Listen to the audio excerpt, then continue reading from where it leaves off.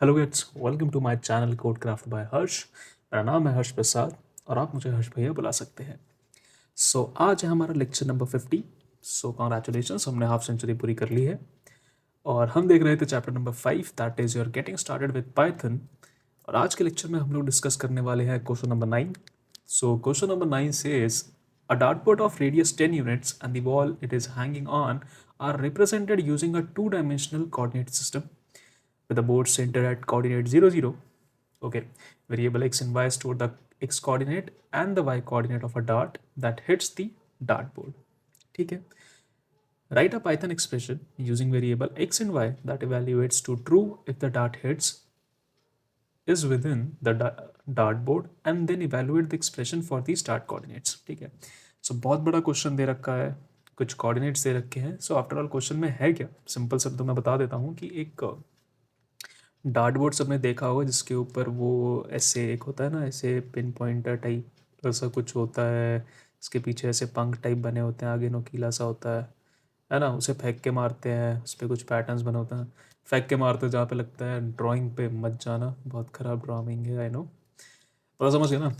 उसे ऐसे गोल गोल उस पर पॉइंटर्स बने होते हैं, सेंटर पे लगता है तो मैक्सिमम पॉइंट्स, साइड्स पे लगता है तो minimum points. So that is your dart board. इन्होंने कहा है कि एक डार्ट बोर्ड है जिसको जिसके सेंटर को हमने, मतलब अगर हम उसे ग्राफ पे प्लेस करें तो उसका जो सेंटर है, थोड़ा ख़राब बना है कोई नहीं, तो उसका जो सेंटर है वो 0 0 कोऑर्डिनेट पे लाई करेगा। ठीक है, और उसका जो रेडियस है यानी सेंटर से लेके इस सर्कल तक का जो डिस्टेंस है वो 10 यूनिट्स है।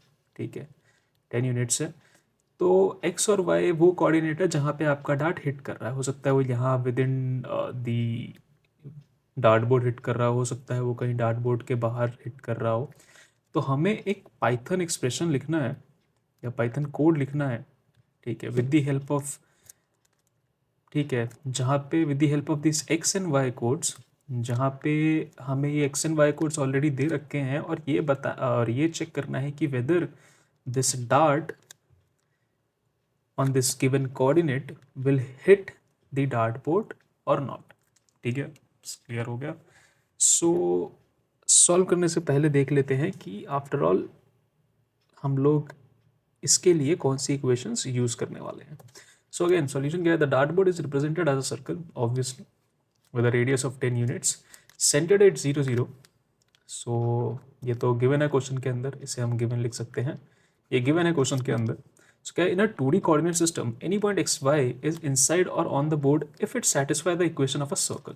ऑब्वियसली बात है कि जो equation of circle I guess तुम लोगों ने पढ़ लिया होगा, अभी तक मैथ्स में नहीं पढ़ा होगा तो मैं अभी छोटा सा ब्रीफ दे दूंगा। ये जो नीचे गिवन है ना, ये है आपकी इक्वेशन ऑफ सर्कल्स। ठीक है, किसी भी सर्कल की एक इक्वेशन होती है जहाँ पे ए और बी जो है वो आपका सेंटर होता है, यहाँ देख सकते हो दिस इज योर सेंटर।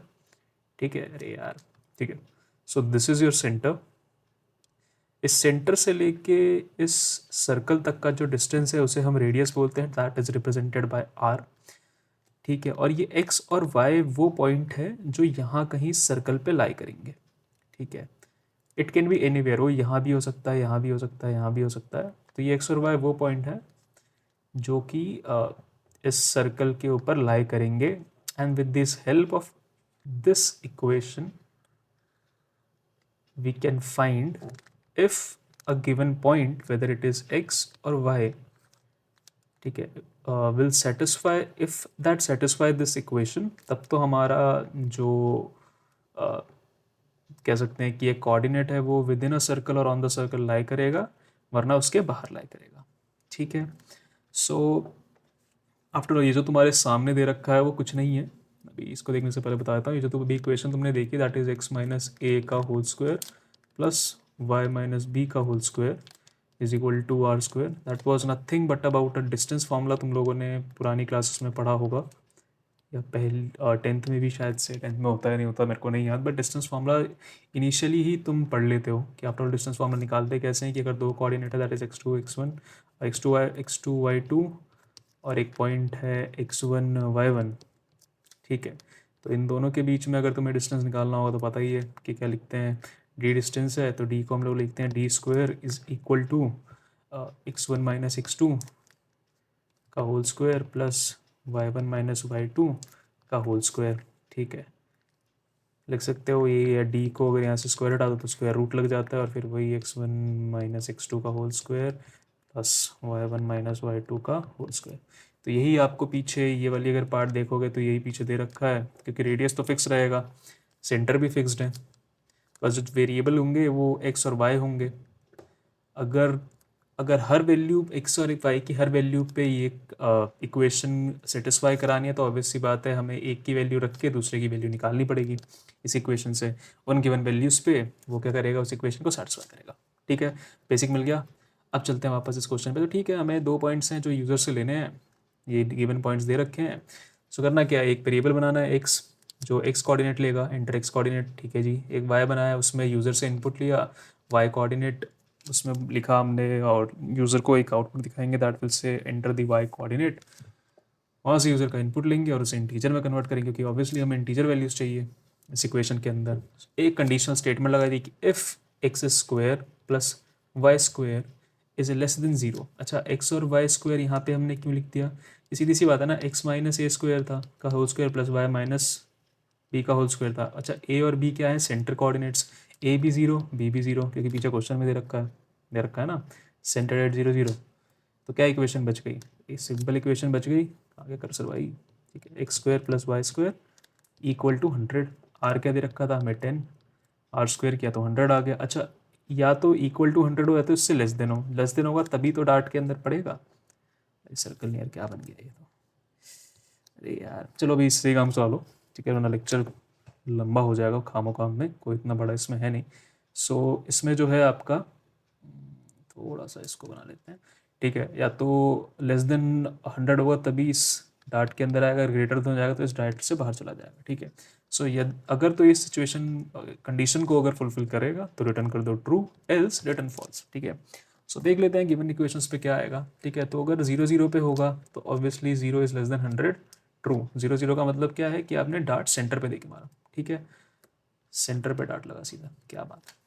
10 10, तो हम लोग एक्स की जगह 10 रखेंगे तो क्या हो जाएगा 100, वाई की जगह 10 रखेंगे तो क्या हो जाएगा 100, 200।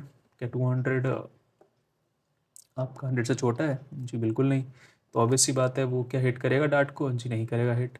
अगेन 6 6 यानी कि 36 plus 36 that is 72, 72 is less then 100, yes true. 7 8 का स्क्वायर 49 प्लस 8 का square 64, it will be around 113। तो 113 ये आपका आएगा जी? नहीं, बिल्कुल नहीं। तो ये हो जाएगा फॉल्स। तो बस इतना सा था, जिसको भाई सर्कल की, इसके लिए क्या है, सर्कल की इक्वेशन याद होनी चाहिए। ठीक है, क्यों? क्योंकि पीछे क्या आपको सर्कल की इक्वेशन दे रखी थी? बिल्कुल नहीं दे रखी थी। तो अगर आपको सर्कल की इक्वेशन ही नहीं पता होगी तो सॉल्व भी नहीं कर पाओगे। तो इसमें क्या था प्रीरिक्विजिट कि आपको सर्कल की इक्वेशन पता होनी चाहिए। ठीक है, और बाकी तो क्वेश्चन ईजी था। तो थोड़ा मैथ्स पे भी ध्यान दे देना यार। और कुछ छोटी छोटी इक्वेशंस जो हैं, जो इंपॉर्टेंट इक्वेशंस हैं, जैसे कि फॉर्मूलाज भी हो सकते हैं, जो मेंसुरेशंस में फॉर्मूलेज होते हैं तुम्हारे, चाहे वो स्फेयर से रिलेटेड हो, पीछे लिख देता हूँ यार। ठीक है, मेंसुरेशन के जो फॉर्मूलेज हैं, वेदर इक्वेटेड, चाहे वो स्फेयर से रिलेटेड हो, उसका वॉल्यूम, ठीक है, या surface area, whether it is hemisphere, cone, ठीक है, फ्रस्टम, फ्रस्टम होता है ना, ठीक है, और सिलेंडर। सो इन सब के और भी जो बाकी हैं तुम्हारे क्यूबॉइड्स और क्यूब, जितने भी 3D और 2D हैं, बेशक 2D भी हैं यहाँ पे, जो सर्कल, सर्कल हो गया, स्क्वायर हो गया, सेक्टर हो गया, सेक्टर भी तुम्हारा आ गया होगा। सेक्टर होता है और क्या होता है आपका, आर्क से रिलेटेड होते हैं। तो इन सब के जो फॉर्मूलेज हैं ना यार, प्लीज़ याद कर लेना। ठीक है, क्योंकि क्या है, कभी कभार बहुत सिंपल दे देंगे कि सिंपल सा दे देंगे कि एक आपको दो रेडियस और हाइट की वैल्यू देते रहेंगे, आपको बताना है कि वॉल्यूम क्या होगा। अब यार जैसे वॉल्यूम ही नहीं पता तो वो इजी सा क्वेश्चन होगा, मान लो 2 नंबर में आया, 3 नंबर में आया, ठीक है, या फिर बड़ा क्वेश्चन हुआ 5 नंबर में आ गया, है ना। अगर नहीं पता होगा तो कोड कैसे लिखोगे, है ना। तो प्लीज़ फॉर्मूले याद कर लेना। And that's it from this lecture. I hope तुम लोगों को ये इन्फॉर्मेटिव लगा होगा लेक्चर। अगर इन्फॉर्मेटिव लगा हो तो please like, subscribe and share. और अपने दोस्तों के साथ तो बिल्कुल शेयर करना, ताकि वो भी कुछ नया सीख के जाए यहाँ से, ठीक है, क्योंकि अच्छी चीज़ें शेयर करनी चाहिए। ठीक है, सो एग्ज़ाम्स हो चुके होंगे तुम लोगों के, आई होप। जिनके एग्ज़ाम्स हो गए हैं उनको रिज़ल्ट के लिए ऑल द बेस्ट। ठीक है, जो लोग ये वीडियो पहली बार देखने आ रहे हैं या फिर नए सेशन स्टार्ट होने पे देखने आ रहे हैं, तो ऑब्वियसली तुम लोग कुछ नया ही सीख के जाओगे यहाँ से, नया ही सीख कर जाओगे, समथिंग न्यू। ओके, सो तब तक के लिए टेक केयर किड्स। तब तक के लिए क्या, तब तक के लिए यानी कि कब तक के लिए, जब तक नेक्स्ट वीडियो नहीं आती। नेक्स्ट वीडियो जल्दी ही आएगी, ठीक है। So just stay tuned and फटाफट इस चैप्टर को ख़त्म करते हैं और फिर चलते हैं अगले लेक्चर, अगले चैप्टर्स पे।